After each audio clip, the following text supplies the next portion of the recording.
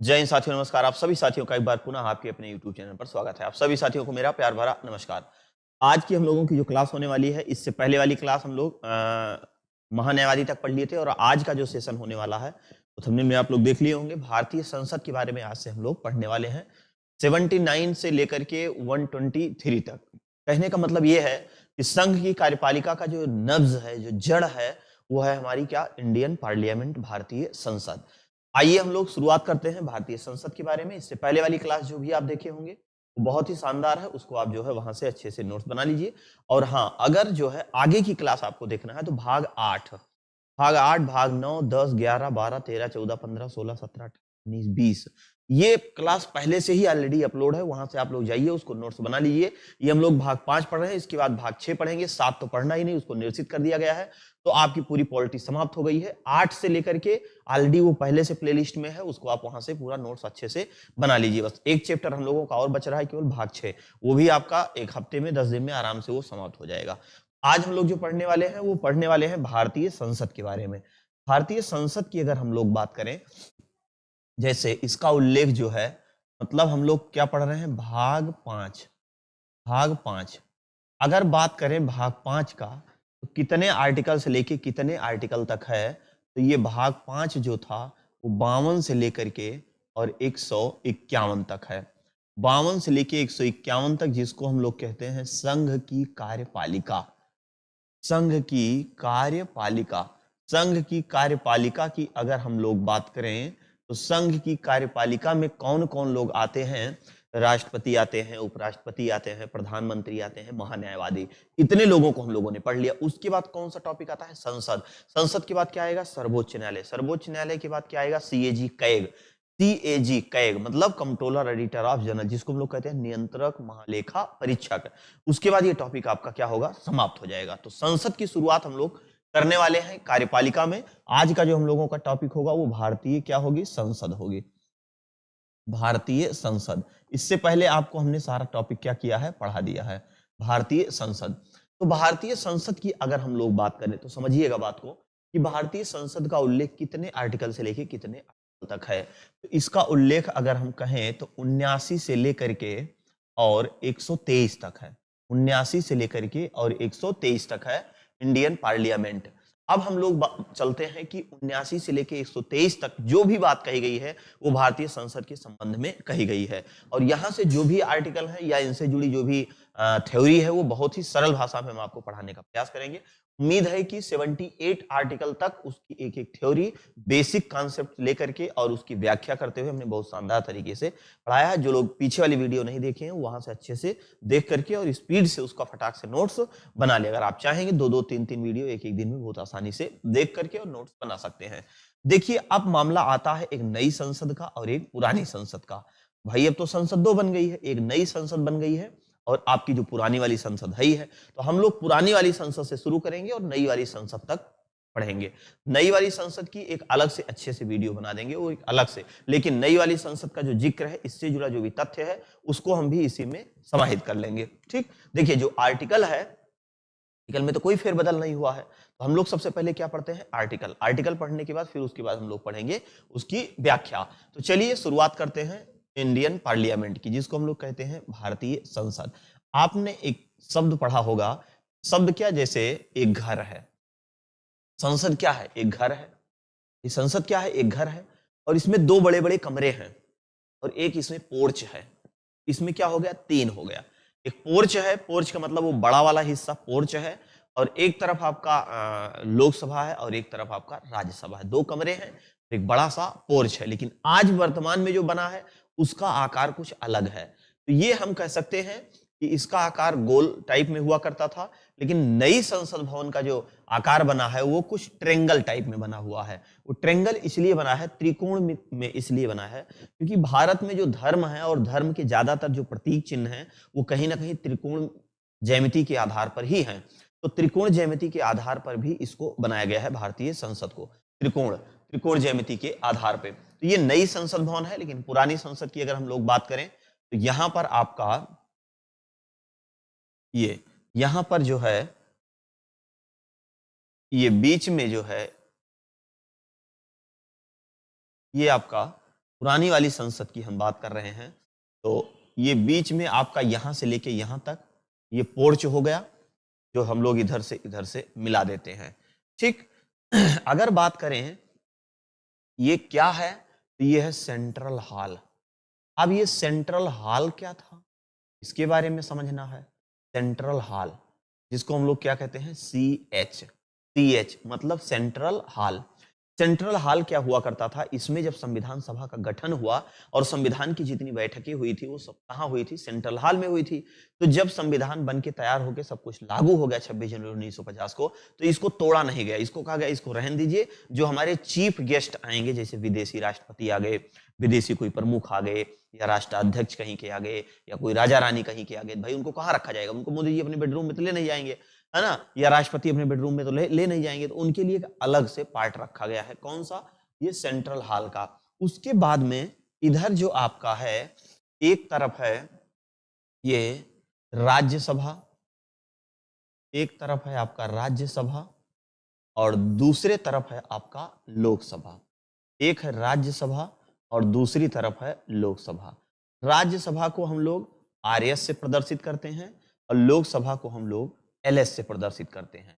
और ये जो गोला बना हुआ है, ये पूरा घर है, ये हमारी क्या है, इंडियन पार्लियामेंट, जिसको हम लोग कहते हैं संसद। तो ये संसद हो गया, और ये राज्यसभा हो गया, ये लोकसभा हो गया, और ये जो सेंट्रल हॉल है ये चीफ गेस्ट के लिए रखा गया है। यहाँ पर क्या बन रहा था, तो यहाँ पर जो है संयुक्त अधिवेशन भी अगर कराना होता था तो संयुक्त अधिवेशन के लिए भी सेंट्रल हॉल में बैठाया जाता था, क्योंकि इसमें और इसमें मान लीजिए जगह नहीं है तो कहाँ लाया जाएगा, सेंट्रल हॉल में।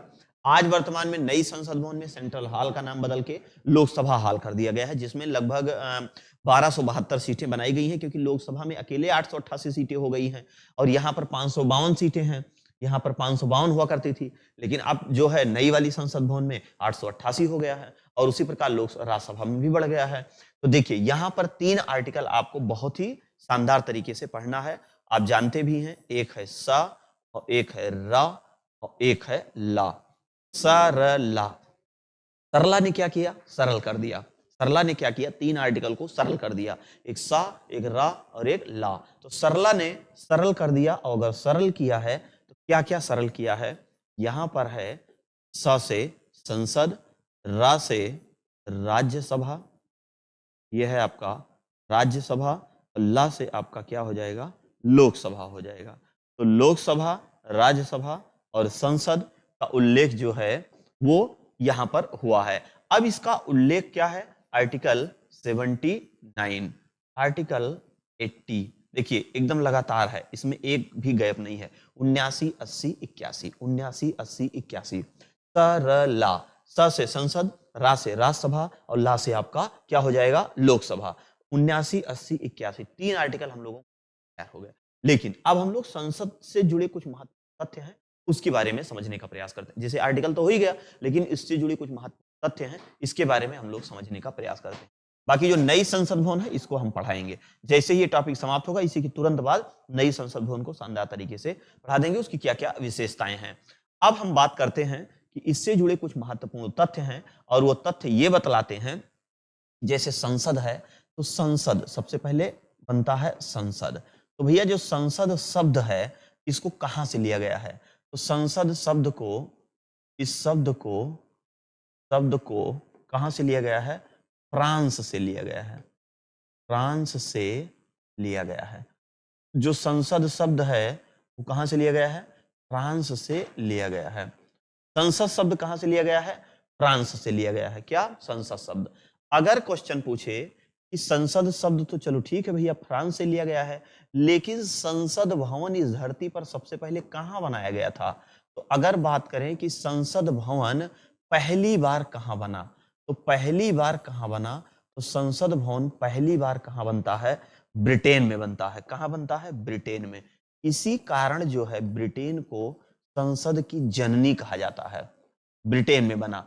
यही कारण है कि इसे संसद की जननी कहते हैं, इसे संसद की जननी कहा जाता है, संसद की जननी कहा जाता है, कहा जाता है, संसद की जननी कहा जाता है।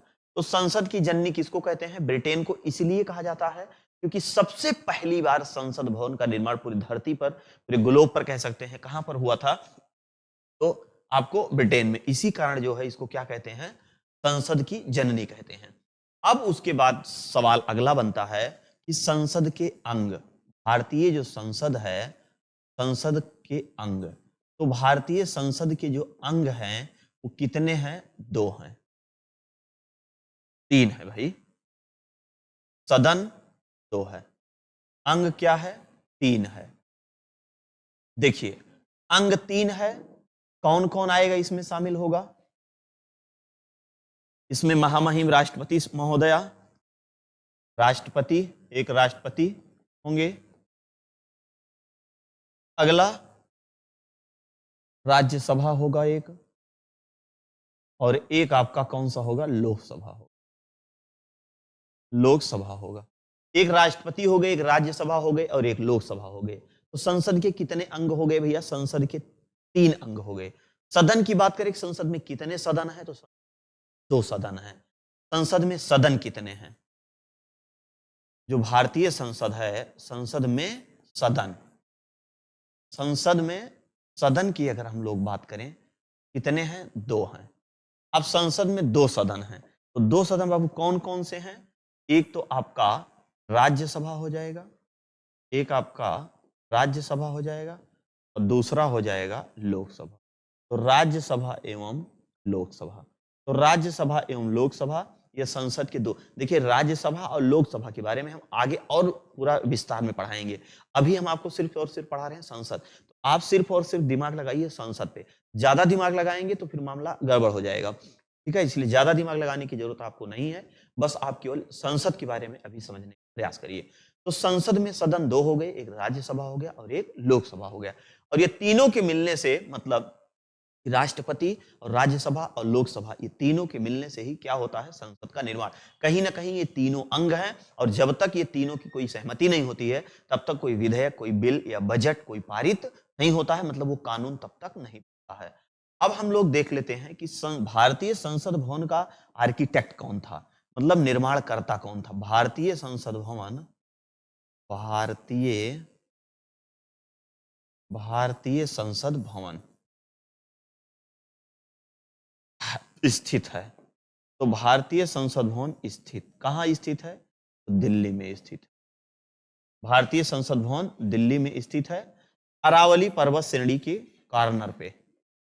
अरावली पर्वत श्रेणी के नोक पर, नोक पर मतलब यहीं पर समाप्त होती है अरावली पर्वत श्रेणी का रेंज जो है वो यहीं पर समाप्त होता है, ताकि भूकंप वगैरह से इसको सुरक्षित किया जाए। और उसी के बगल में नई वाली भी बनी हुई है। नई वाली का भाई विस्तार तो बहुत ज्यादा है, बहुत ज्यादा है। तो भारतीय संसद भवन कहाँ स्थित है? दिल्ली में।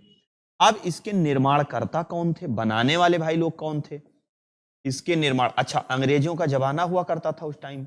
निर्माणकर्ता, ठीक आ गया, करता, निर्माणकर्ता। तो निर्माणकर्ता 2 लोग थे, 2 आर्किटेक्ट हुआ करते थे, 2 वास्तुकार हुआ करते थे। इन 2 वास्तुकार की अगर हम लोग बात करें, एक का नाम था बेकर्ड, एक का नाम था विलियम बेकर्ड, बेकर्ड, एक का नाम था विलियम बेकर्ड और एक का नाम था विलियम लुटियन। लुटियन, इसको याद करने का ट्रिक, ई चट्टा दोनों लूट लिहीन और मारी ने एकदम बेकार कही के धय दहीन, फूंक दहीन, है ना, कह सकते हैं, गांव में कहते हैं ना औदी भाषा में। बेकर्ड और लुटियन मारिन कुल रुपया खाई के और भारत से लेके भाग गए, मतलब लूट लिहीन एकदम बेकार कह दहीन। लुटियन और बेकर्ड ये दोनों क्या किए थे? ये संसद भवन का निर्माण किए थे। अब जब संसद भवन का ये लोग निर्माण किए थे तो संसद भवन का उद्घाटन कब हुआ था? तो भैया संसद भवन का, पुरानी वाली संसद भवन का उद्घाटन 1927 में हुआ था। बनाने के लिए तो ठीक है ये लोग बना के रख दिए, लेकिन इसका उद्घाटन कब हुआ?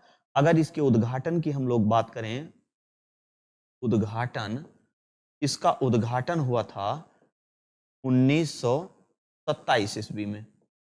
1927 ईस्वी में। 1927 ईस्वी में 1927 में इसका क्या हुआ था, उद्घाटन हुआ था। और उस टाइम जो है अंग्रेजों का भारत में पूरी तरह से वर्चस्व हुआ करता था। तो निर्माणकर्ता की अगर हम लोग बात करें तो लुटियन और बेकर्ड हो गए। भारतीय संसद भवन दिल्ली में स्थित है, अरावली पर्वत के एकदम नोक पे है। संसद में सदन कितने हैं? 2 राज्यसभा और लोकसभा। संसद 3 है। और संसद की जननी किसको कहा जाता है? ब्रिटेन को कहा जाता है। और अगर हम बात करें कि संसद शब्द को कहां से लिया गया है, तो संसद शब्द को कहां से लिया गया है? फ्रांस में। और सेंट्रल हॉल, राज्यसभा, लोकसभा, देखिए सेंट्रल हॉल के लिए कोई आर्टिकल नहीं है, लेकिन संसद की अगर हम लोग बात करें तो इसका उल्लेख है। संसद का उल्लेख आपका 79 में है, राज्यसभा का उल्लेख 80 में है और लोकसभा का आपका 81 में है। अब सवाल यह बनता है कि जो भारतीय संसद है वो हमारे भारत की संप्रभुता किसमें निहित है? एक क्वेश्चन भी पूछा जाता है कि भाई भारत की संप्रभुता निहित है, मतलब भारत में कोई नियम बनाने होंगे, कोई कानून बनाने होंगे, कोई निर्णय लेना होगा, तो ये सब कहां से लिया जाएगा? तो ये संसद से लिया जाएगा। तो हम लोग कह सकते हैं भारत की संप्रभुता, भारत की संप्रभुता, संप्रभुता कहां स्थित है? निहित है, संसद निहित है, संसद में निहित है, संसद में निहित। भारत की संप्रभुता कहां पर निहित है? तो संसद में निहित है। भारत की संप्रभुता संसद में निहित है। आंतरिक और बाह्य कोई भी निर्णय अगर लेना होगा तो आंतरिक और बाह्य कोई भी निर्णय लेना होगा तो वो संसद ही लेगी। अगर संसद कोई निर्णय ले ली तो राष्ट्रपति उसमें कोई फेरबदल 368 के तहत नहीं कर सकते हैं। कहने का मतलब है कि संप्रभुता मतलब पूरी तरह से, संप्रभुता का मतलब क्या होता है? आंतरिक और बाह्य निर्णय लेने में जो पूरी तरह से सक्षम हो, तो वही है हमारा संसद। अच्छा, संसद कोई भी जब निर्णय लेगी तो उसमें कौन कौन लोग होंगे? भाई राष्ट्रपति होंगे, राज्यसभा होंगे, लोकसभा, तीनों लोग होंगे तभी तो निर्णय लिया जाएगा।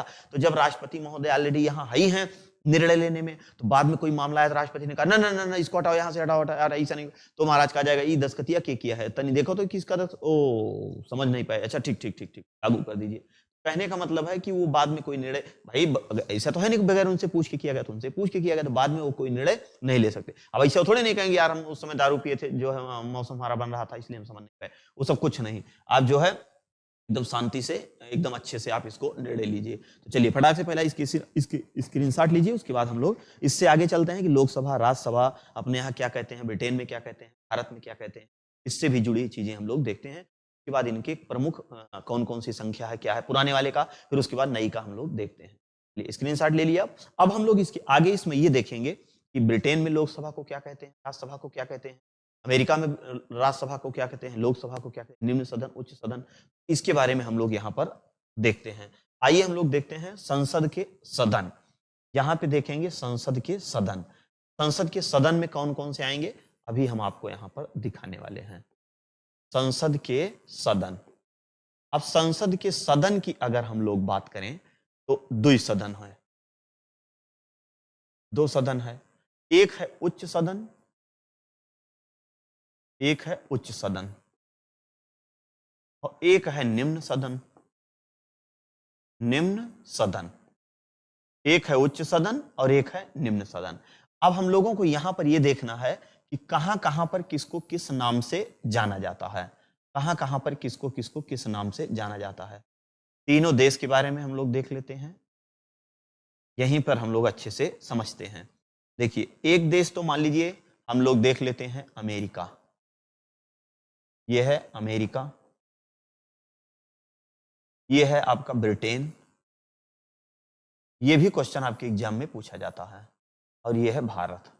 या वही क्रम नीचे भी हम लोग लिख लेते हैं, यह है अमेरिका, अमेरिका, यह है ब्रिटेन, यह है ब्रिटेन, और इधर आपका क्या हो जाएगा, भारत हो जाएगा, भारत हो जाएगा। सबसे पहले तो हम लोगों को यह देखना होगा यहां पर कि भारत में निम्न सदन को क्या कहते हैं, भारत में उच्च सदन को क्या कहते हैं, यही से हम लोग देखने का प्रयास करते हैं। देखिए भारत में निम्न सदन को कहते हैं लोकसभा। क्या कहते हैं, लोकसभा, लोकसभा, क्या कहते हैं, लोकसभा, लोकसभा कहा जाता है। शॉर्टकट में हम लोग इसको LS से प्रदर्शित करते हैं, लोकसभा को। वहीं पर भारत में उच्च सदन को क्या कहते हैं? उच्च सदन को क्या कहते हैं? राज्यसभा कहते हैं, राज्यसभा, जिसको हम लोग किससे प्रदर्शित करते हैं? RS से प्रदर्शित करते हैं। क्लियर हो गया? हम आपको संविधान सभा जब पढ़ा रहे थे तो वहां हमने एक चीज बताया था कि ब्रिटेन के हाउस ऑफ कॉमन्स में, समझिएगा बात को, ब्रिटेन के हाउस ऑफ कॉमन्स में ही कैबिनेट मंत्रियों की बैठक हुई और वहीं यह निर्णय लिया गया कि भारत में संविधान सभा बनेगी। तो हाउस ऑफ कॉमन्स, इसका मतलब कि वहां का लोकसभा कौन सा है? House of Commons. अगर वो चीज आपको याद होगा तो ये आप तुरंत पकड़ लेंगे। देखिए, ये रट करके आप नहीं याद कर सकते, इसको आप समझिए, महसूस करिए, तब ये याद होगा। तो ब्रिटेन में निम्न सदन को क्या कहते हैं? आइए इसको भी हम लोग यहां देखते हैं। ब्रिटेन में निम्न सदन को कहते हैं house of Commons. House house of Commons. House of Commons. House of Commons. House of Commons का मतलब हो गया ये निम्न सदन हो गया। निम्न सदन। निम्न सदन मतलब लोकसभा। कहने का मतलब यह हुआ कि ब्रिटेन में लोकसभा को किस नाम से जाना जाता है? House of Commons. ठीक, जो उच्च वाले होते हैं, क्या कहते हैं, काबड़ के लार्ड बने घूम रहे हो, तो आप देखे होंगे कि ब्रिटेन के जो भी हमारे यहाँ गवर्नर और गवर्नर जनरल वायसराय बन के आए थे, ये अपने नाम के साथ देखिए लॉर्ड का प्रयोग करते थे। लॉर्ड फलाने, लॉर्ड धमाके, लॉर्ड लहसुन सिंह, लॉर्ड निरहु घुरहु। तो लॉर्ड का मतलब क्या हो गया? उच्च। इस ट्रिक से हम लोग याद कर लेंगे कि ब्रिटेन में जो थे वो उच्च सदन को क्या कहा जाता था? हाउस ऑफ लॉर्ड कहते थे। क्या कहते थे? House of house of Lord. क्या कहते थे? House of Lord. House of Lord का मतलब क्या था? उच्च सदन था। क्या था? उच्च सदन, मतलब कि राज्यसभा। उच्च सदन का मतलब क्या हो गया? राज्यसभा। अब हम लोग चलते हैं अमेरिका में कि भाई साहब अमेरिका में इसको किस नाम से जाना जाता है। आइए देखते हैं, उच्च सदन और निम्न सदन। तो अमेरिका में जो निम्न सदन होता है उसको कहते हैं house of house of house of रिप्रेजेंटे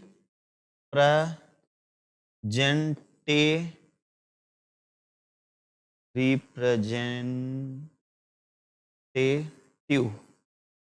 representative मतलब ये लोकसभा। लोकसभा है। निम्न सदन का मतलब क्या हो गया? लोकसभा। संसद के जो सदन है वो अमेरिका में क्या कहते हैं? House of representative. House of representative. अब वहां पर हम लोग बात करते हैं उच्च सदन की। यहां पर इसको क्या कहते हैं? इसको कहते हैं सीनेट। क्या कहते हैं? सीनेट। सीनेट मतलब हो गया आपका राज्यसभा। राज्यसभा का मतलब उच्च सदन। उच्च सदन। उच्च सदन। एक क्वेश्चन आपका यह बनता है कि ठीक है, जो संसद है वो तो आपका बात सही है, लेकिन ये जो संसद है, संसद, भारत में क्या कहते हैं? भारतीय संसद। भारतीय संसद। भारतीय संसद। इस संसद को ब्रिटेन में क्या कहते हैं? ब्रिटेन में कहते हैं पार्लियामेंट। पार्लियामेंट। यही आपका अमेरिका में क्या कहते हैं? यूएसए। मतलब अमेरिका में कांग्रेस। कांग्रेस। कांग्रेस का शाब्दिक अर्थ होता है लोगों का समूह। तो कहीं ना कहीं लोगों का समूह है, इसलिए वो लोग अपना क्या कहते हैं? उसको कांग्रेस कहते हैं। यहां से भी आपके एग्जाम में क्वेश्चन में सवाल बनते रहते हैं, हमेशा ये क्वेश्चन बनते रहते हैं। अब इसके आगे हम लोग देख लेते हैं, चलिए अभी तो समय। तो अब यहां पर आगे हम लोग देखते हैं कि और क्या क्या। अब हम देखिए भारतीय संसद से जुड़े महत्वपूर्ण तथ्य के बारे में जानकारी कर रहे हैं, तो हम लोग सबसे पहले भारतीय संसद से जुड़े ही तथ्य पढ़ने वाले हैं, उसमें उसके आगे नहीं पढ़ने वाले हैं। पहले इसका स्क्रीनशॉट लीजिए, उसके बाद फिर हम लोग आगे की तरफ चलते हैं। इसके सदस्य वगैरह भी देख लिया जाए कि सदस्य वगैरह इसके क्या क्या हैं, कैसे हैं, कितने हैं, उसके बारे में देख लेते हैं। आइए हम देखते हैं संसद के सदस्य। भारतीय संसद के सदस्य। भारतीय संसद के सदस्य। अब भारतीय संसद के सदस्य का मतलब कि इसमें राज्यसभा भी आ जाएंगे और लोकसभा भी आ जाएंगे। इसमें दोनों आएगा ना, इसमें राज्यसभा भी आपका आएगा और लोकसभा भी आएगा। देखिए जो मंत्रिपरिषद है वो लोकसभा के प्रति उत्तरदायी है, इसको हमने पहले ही बता दिया। और लोकसभा के बहुमत पर ही पीएम बनता है, राज्यसभा के बहुमत पर कभी पीएम नहीं बनता है। किसके बहुमत पर बनता है? लोकसभा के। तो हम लोग सबसे पहले देखते हैं लोकसभा। लोकसभा की अगर हम लोग बात करें कि लोकसभा कितनी सीटें हैं, सबसे पहले ये देखते हैं। लेकिन इधर हम हेडिंग बनाते हैं सबसे पहले, ये आपका हो गया लोकसभा, और इधर हम लोग लिख देते हैं क्या? राज्यसभा। क्या है? राज्यसभा। एक तरफ लोकसभा और एक तरफ राज्यसभा। इसका उल्लेख किस आर्टिकल में है? हमने पहले ही आपको बता दिया है। 79 में है संसद, 80 में है राज्यसभा और 81 में है लोकसभा। तो लोकसभा में अधिकतम सीटों की संख्या अगर बात करें, अधिकतम सीटों की संख्या जो है, अधिकतम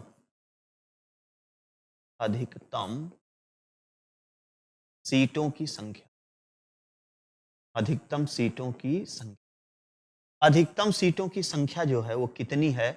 552 है। देखिए 2 आंग्ल भारतीयों का कोटा समाप्त कर दिया गया है, लेकिन जब अगली लोकसभा होगी, अगली जब लोकसभा होगी तो उसमें जो है 2 क्या हो जाएंगे? कम हो जाएंगे। अब कम हो जाएंगे, क्या होंगे क्या नहीं होंगे उसके समय देखा जाएगा। 2 कम हो जाएंगे, 2 कम हो जाएंगे। कौन कम होंगे? जो आंग्ल भारतीय थे, जो आंग्ल भारतीयों का कोटा था, इसको मोदी जी ने 104वां संशोधन के तहत क्या कर दिया गया है? समाप्त कर दिए हैं। अब आगे देखिए उसमें क्या होते हैं।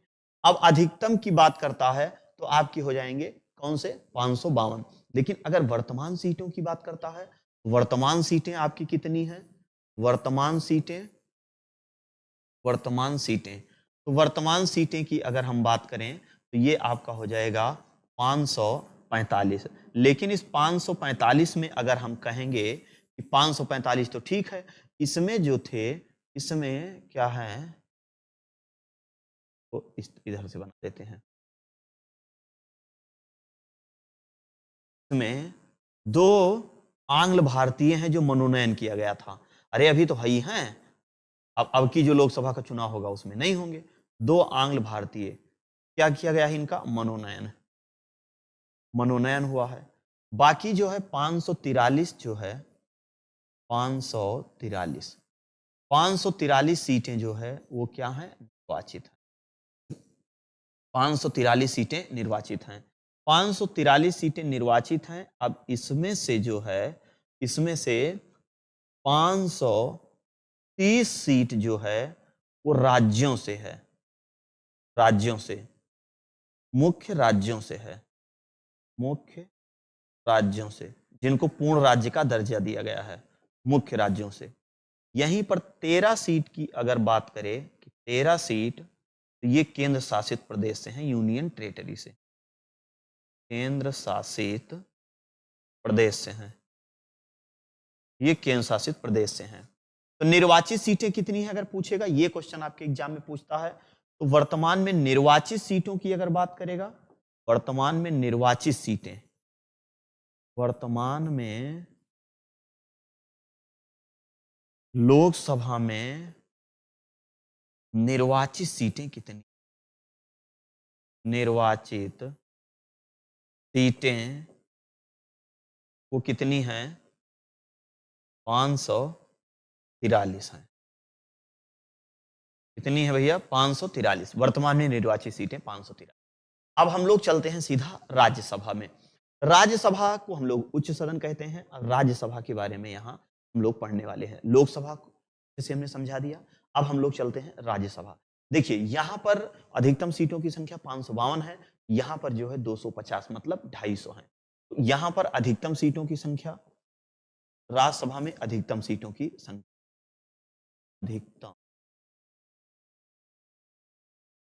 अधिकतम सीटों की संख्या, देखिए इसलिए हम पूरा लिख देते हैं ताकि आप अच्छे से नोट्स बना लीजिए। अधिकतम सीटों की संख्या, अधिकतम सीटों की संख्या, यहां पर अधिकतम सीटों की संख्या कितनी है? 250 है। कितनी है भैया? 250 है। अब यहां पर कह रहा है कि वर्तमान सीटें, आओ देख लेते हैं कि वर्तमान सीटों की क्या स्थिति है। अधिकतम तो ठीक है, लेकिन वर्तमान सीटें कितनी हैं? वर्तमान सीटें, वर्तमान सीटें, वर्तमान सीटें भैया 245 हैं। कितनी है 245। यहां पर आपका कितना था 545, वहां पर क्या है 245। अब इसमें मनोनयन कितना हुआ है और जो है कितने निर्वाचित किए गए हैं, हम लोग इसमें देख लेते हैं कि जो मनोनयन लोग हैं, मनोनयन मनोनयन मनोनयन कितना है 12। इसमें कितना है मनोनयन 12। अच्छा, ये जो 12 मनोनीत किए गए हैं, ये इनका संबंध कहां से है? तो ये शिक्षा से जुड़े होते हैं। कहां से जुड़े होते हैं? शिक्षा से जुड़े होते हैं, विज्ञान से जुड़े होते हैं, कला से जुड़े होते हैं, कला से जुड़े होते हैं, साहित्य से जुड़े होते हैं, समाज सेवा से जुड़े होते हैं। समाज सेवा, समाज सेवा से जुड़े होते हैं। शिक्षा हो गया, विज्ञान हो गया, कला हो गया, साहित्य हो गया, समाज सेवा हो गया, इन क्षेत्र से जुड़े होते हैं। और इन 12 सदस्यों का जो मनोनयन होता है, ये किसके द्वारा किया जाता है? ये राष्ट्रपति महोदय करते हैं, राष्ट्रपति के द्वारा। राष्ट्रपति के द्वारा क्या होता है? इनका मनोनयन होता है। चलो, अब हम लोग जब 12 इसमें से निकाल लेंगे तो बचेगा कितना? बचेगा कितना आप देख रहे हैं, तो इसमें बचेगा 233। अब सवाल बनता है कि 233 जो हैं वो आपके क्या होते हैं? निर्वाचित होते हैं। आइए देखते हैं कि 233 जो हैं, 233 ये क्या हैं? ये निर्वाचित हैं। निर्वाचन, इनका मतलब निर्वाचन हुआ है, ठीक, इनका निर्वाचन हुआ है। तो ये जो 233 हैं, इन 233 में जो है राज्यों से कितने होते हैं? 229 जो है वो कहां से होते हैं? राज्यों से होते हैं। ये कहां से होते हैं? राज्यों से, जिनको पूर्ण राज्य का दर्जा मिला हुआ है, राज्यों से हैं। और जो 4 हैं, जो बचे हुए हैं, ये कहां से होते हैं? केंद्र शासित प्रदेशों से, यूनियन टेरिटरी से, केंद्र शासित प्रदेशों से, केंद्र शासित प्रदेशों से निर्वाचित होते हैं। निर्वाचित, ये जो है केंद्र शासित प्रदेशों से निर्वाचित हैं। बाकी 229 आपके कहां से हैं? तो 229 जो है वो आपके मुख्य राज्यों से हैं। कहने का मतलब ये हो गया कि राज्यसभा में वर्तमान सीटों की संख्या कितनी है? तो राज्यसभा में वर्तमान सीटों की संख्या 235। अब इसका भी स्क्रीनशॉट ले लीजिए, उसके बाद चलते हैं आगे, या फिर इसी में बता देते हैं, इसी में आप समझ लीजिए इन लोगों का कार्यकाल वगैरह भी। देखिए, राज्यसभा की अगर हम लोग बात करें तो राज्यसभा का कार्यकाल कितना होता है? देखिए, ज्यादातर लोग गलत कर देते हैं। अभी अचानक पूछ लीजिए कि राज्यसभा का कार्यकाल कितना होता है, तो तुरंत ज्यादातर 99% लोग बता देते हैं, है ना। प्रश्नोत्तरी भी हम कराते हैं, वहां भी देखते हैं, ऑफलाइन क्लास पढ़ा रहे होते हैं, कहीं भी, पटना, जयपुर, इलाहाबाद, कहाँ चाहे जहाँ पढ़ा रहे होते हैं, तो वहां भी पूछते हैं। तो 90% बच्चों का जवाब आता है सर 6 वर्ष। यही गड़बड़ी हो जाती है ना, वही हाल है कि अंधों में काना राजा वाली। कहने का मतलब है कि जब पूछेगा राज्यसभा का कार्यकाल, तो आप क्या बताओगे? राज्यसभा का कार्यकाल नहीं होता। राज्यसभा एक अस्थायी सदन है, आज तक उसका विघटन नहीं हुआ है। राज्यसभा के सदस्यों का कार्य, राज्यसभा के सदस्यों का कार्यकाल 6 वर्ष का होता है। और प्रत्येक 2-2 वर्ष बाद 1/3 सदस्य जिनका कार्यकाल पूरा होता है, उनको क्या किया जाता है? हटाया जाता है। तो हम कह सकते हैं कि 2-2 वर्ष बाद यहाँ पर चुनाव होता रहता है, 2-2 वर्ष बाद, 2-2 वर्ष बाद चुनाव। तो कहने का मतलब है कि राज्यसभा, राज्यसभा का कार्यकाल, कार्यकाल क्या है? अस्थाई, अस्थाई है। लेकिन इसके सदस्यों का कार्यकाल, लेकिन सदस्यों का कार्यकाल,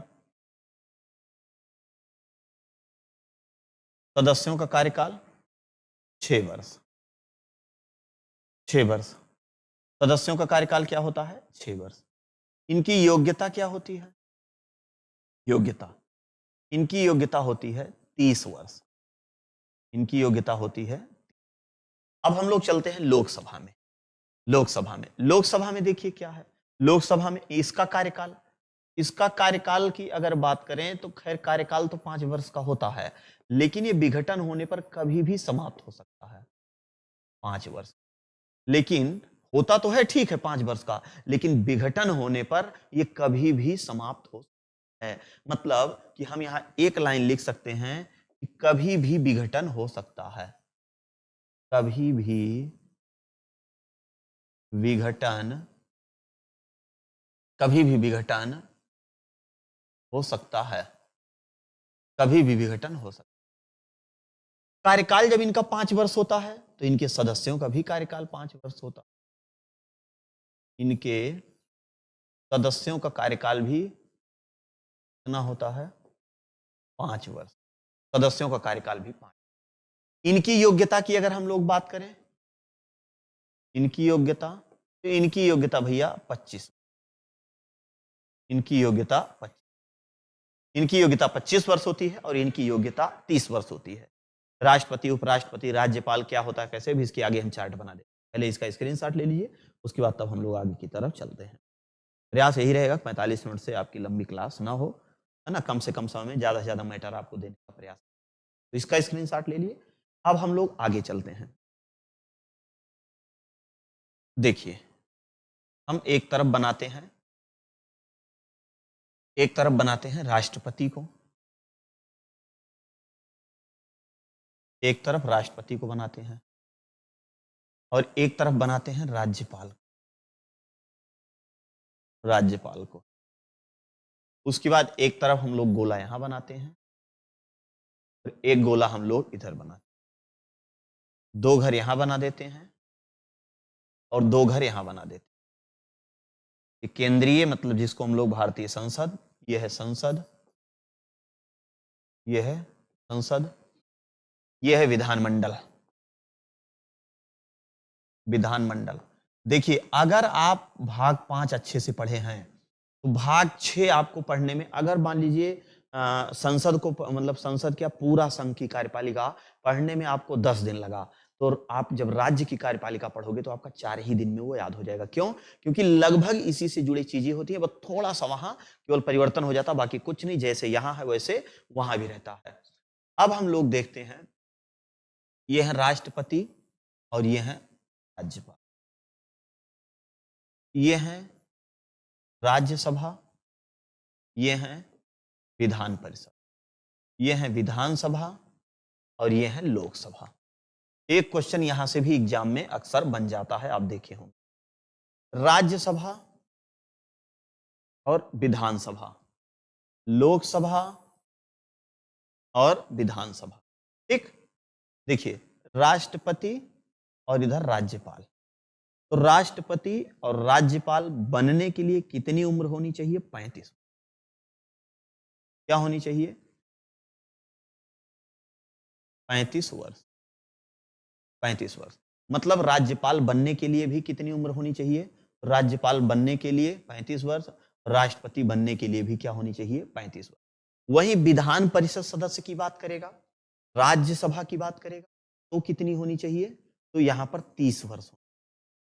क्या होनी चाहिए? 30 वर्ष। वहीं पर अगर बात करेगा विधानसभा और इधर लोकसभा की बात करेगा तो आपका हो जाएगा क्या? 25 वर्ष। 25 वर्ष कहने का मतलब है ये हो गया। लेकिन अगर हम बात करें पंचायत चुनाव का, कि पंचायत चुनाव लड़ने के लिए उम्र क्या होनी चाहिए, तो पंचायत, चाहे वो ग्राम पंचायत की बात करे, चाहे वो नगर पंचायत की बात करे, चाहे वो 11वीं अनुसूची की बात करे, चाहे वो 12वीं अनुसूची की बात करे, चाहे वो भाग 9 की बात करे, चाहे वो भाग 9 का की बात करे और चाहे भाग 9 खा की बात करे, जहां पर भी पंचायत की बात आ जाएगी, पंचायत की, तो पंचायत का चुनाव लड़ने के लिए क्या उम्र होनी चाहिए? यहां से भी क्वेश्चन बनता है। पंचायत का चुनाव, पंचायत का चुनाव लड़ने की उम्र, लड़ने की उम्र, लड़ने की उम्र क्या होनी चाहिए? 21 वर्ष। क्या होनी चाहिए? 21। पंचायत का चुनाव। अब इसमें कौन कौन से आ जाएंगे? इसमें ग्राम पंचायत आ जाएंगे, ग्राम पंचायत, इसी में आपका नगर पंचायत भी आ जाए, नगर पंचायत, नगर पंचायत, इसमें ग्राम पंचायत भी आ जाएगा, नगर पंचायत भी आ जाएगा और आपका सहकारी समिति भी आ जाएगा। अब नगर पंचायत की अगर हम लोग बात करें तो इसमें आपका नगर पालिका भी आता है और नगर निगम भी आता है, नगर निगम, नगर निगम। बाकी ग्राम पंचायत में तो सब सही है। वोट डालने की उम्र क्या है? मतदान करने की उम्र, मतदान की उम्र क्या है? मतदान की उम्र है 18। मतदान की उम्र है 18 वर्ष। पहले क्या था? तो पहले 21 वर्ष हुआ करता था। पहले कितना था? 21 वर्ष था। लेकिन 61वें संविधान संशोधन के द्वारा 21 वर्ष से घटाकर कितना कर दिया गया? 18। अब इसको हमें लगता है 16 वर्ष कर दिया गया है ना, और कम कर दिया जाए।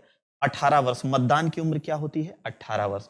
एक क्वेश्चन पूछा जाता है कि मतदाता दिवस कब मनाया जाता है? मतदाता दिवस। तो मतदाता दिवस कब मनाया जाता है? 25 जनवरी को। एक क्वेश्चन ये भी आपके एग्जाम में छपता रहता है। 25 जनवरी को। 25 जनवरी को मतदाता दिवस मनाया जाता है। संपूर्ण भारत में पंचायती राज व्यवस्था कब लागू हुई थी? 24 अप्रैल 1993 को। इसलिए 24 अप्रैल को कौन सा दिवस मनाया जाता है? पंचायती राज दिवस। 24 अप्रैल को पंचायती राज दिवस मनाया। 24 अप्रैल। और इस दिन निर्वाचन आयोग का गठन हुआ था 25 जनवरी को। 24 अप्रैल को पंचायती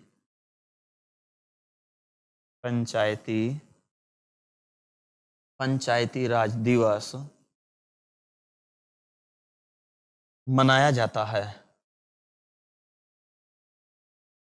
पंचायती राज दिवस मनाया जाता है 24 अप्रैल को। 24 अप्रैल को क्या मनाया जाता है? पंचायती राज दिवस मनाया जाता है। भारत में सबसे पहले पंचायत की व्यवस्था अगर की गई तो राजस्थान के नागौर में की गई। हम लोग देखिए, अगर उम्र की तकाजा हम लोग यहाँ पर करें तो 35 वर्ष हो जाएगा, 30 वर्ष हो जाएगा और 25 वर्ष हो जाएगा। उसके बाद 21 वर्ष हो जाएगा और मतदान की उम्र जो है वो 18 वर्ष हो जाएगी। राष्ट्रपति, राज्यपाल, भाई ये महामहिम है, ये बड़े लोग हैं। उसी प्रकार राज्यसभा उच्च सदन है, विधान परिषद भी उच्च सदन है, ये 30 वर्ष होगा। लोकसभा और विधानसभा ये दोनों जनता के द्वारा बनाए गए विधायकों या सांसदों के द्वारा इसका निर्माण होता है। मतलब ये जनता जब चाहे तब इनको घटाती बढ़ाती रहती है। तो 25 वर्ष है। पंचायत चुनाव लड़ने की उम्र 21 वर्ष है, मतदान करने की उम्र 18 वर्ष है। यहाँ तक हमने आपको अच्छे, यहाँ तक किसी को कोई नहीं चाहिए। ठीक है, चलिए फटाक से इसका भी स्क्रीनशॉट ले लीजिए। प्रयास यही रहेगा छोटी छोटी क्लास रहे तो चीजें आप लोगों को अच्छे से समझ में आ जाए। अब हम लोग कहाँ तक पढ़ लिए? अब हम लोग पढ़ लिए हैं, क्या नाम है, अनुच्छेद 81 तक। अब हम लोग आर्टिकल 82 के बारे में पढ़ते हैं। आइए 5 मिनट की और क्लास होगी। आर्टिकल 82 के बारे में हम लोग पढ़ते हैं। देखिए 79 में पढ़े हम लोग संसद की पूरी व्याख्या हमने अच्छे से की। अगला आर्टिकल हमने पढ़ा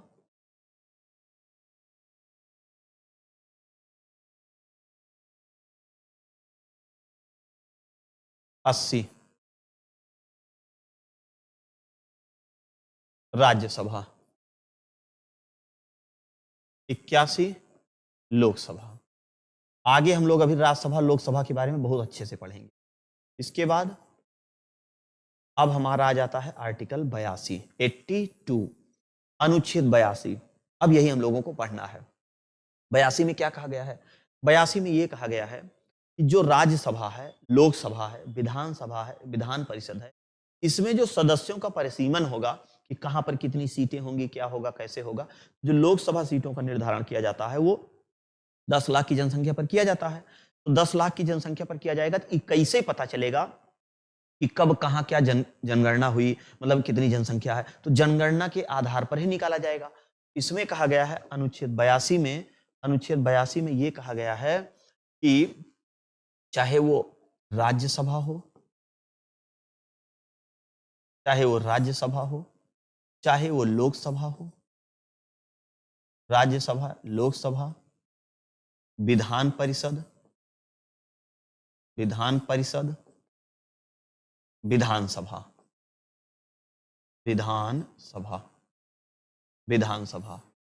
यहां पर सीटों का निर्धारण किया जाता है। जनगणना के आधार पर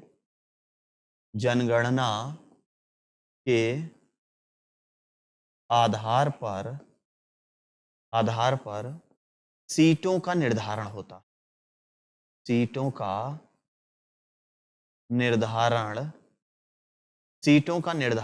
है।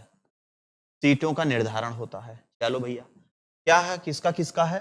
राज्यसभा, लोकसभा, विधान परिषद, विधानसभा में जो सीटों का निर्धारण किया गया है वो अनुच्छेद 82 में कहा गया है कि जनगणना के आधार पर सीटों का निर्धारण होगा। जनगणना के आधार पर निर्धारण होगा तो पहली बार निर्धारण जो हुआ था वो किस वर्ष की जनगणना के आधार पर हुआ था? तो 1971। वर्ष की जनगणना के आधार पर, वर्ष की जनगणना के आधार पर, ठीक।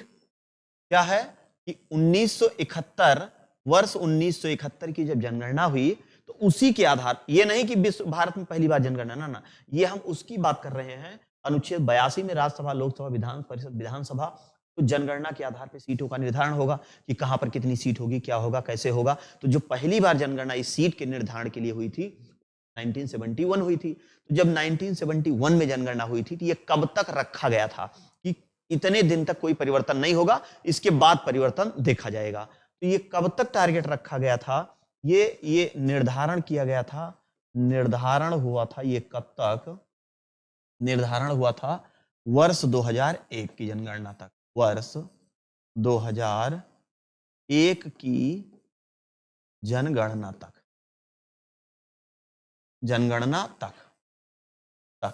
अब क्या हुआ कि वर्ष 2001 में जब जनगणना होगी तब इसके सीटों में कोई फेरबदल किया जाएगा।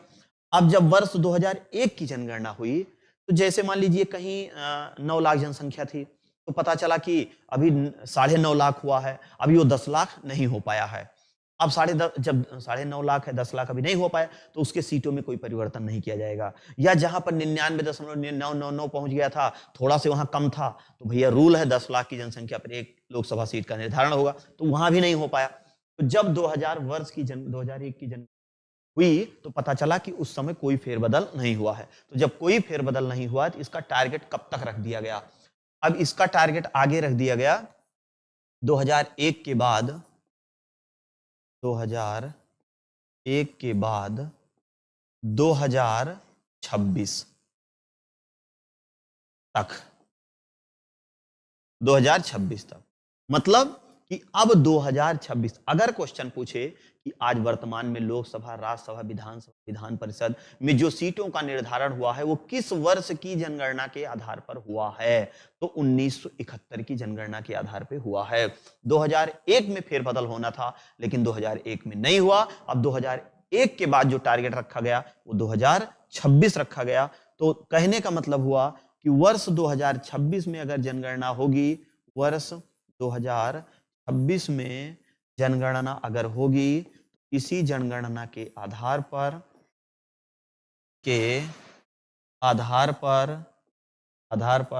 राज्यसभा, लोकसभा, विधान परिषद, विधानसभा में क्या होगा?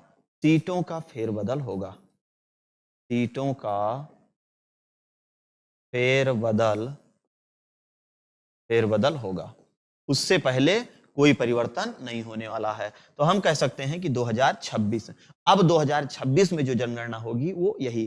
तो कहने का मतलब ये हो गया, अनुच्छेद 82 यही कह रहा है, क्या कह रहा है कि राज्यसभा, लोकसभा, विधानसभा, विधान परिषद में जो भी सीटों का निर्धारण है वो जनगणना के आधार पर किया गया है। और पहली बार 1971 में किया गया था, 1971 में किया गया। और वर्ष जनगणना के आधार पर निर्धारण इसका 2001 तक किया गया था, लेकिन 2001 में भी कोई परिवर्तन हुआ। तो 2001 के बाद कौन सा हो जाएगा? 2026। अब 2026 में भी कोई परिवर्तन नहीं होगा, तो जब होगा तो देखा जाएगा। तो 2026 कहने का मतलब है कि अगला जो सीटों का निर्धारण होगा वो 2026 में होगा, इससे पहले नहीं होगा। तो अगला हमारा आर्टिकल, नेक्स्ट आर्टिकल आता है, कौन सा आर्टिकल आता है? 83, जो बहुत ही इंपॉर्टेंट है। कहीं ना कहीं ये भी संसद से ही जुड़ा हुआ है। जब हम लोग 79 से लेकर 123 तक संसद के बारे में पढ़ रहे हैं तो सीधी सी बात है ये कहीं ना कहीं उससे जुड़ा रहेगा। लेकिन क्लास जो है वो हम देख रहे हैं कि लंबी हो जा रही है। अगर इसकी हम लोग व्याख्या करेंगे 83 की तो और लंबी हो जाएगी। प्रयास यही है 50 मिनट के अंदर ही क्लास आपकी रहे। तो इसके आगे 83, 84, 85, 86, 87, 88, 89 जो भी है अगली वाली क्लास में लेकर के मिलते हैं। तब तक के लिए आप सभी साथियों को जय हिंद, वंदे मातरम।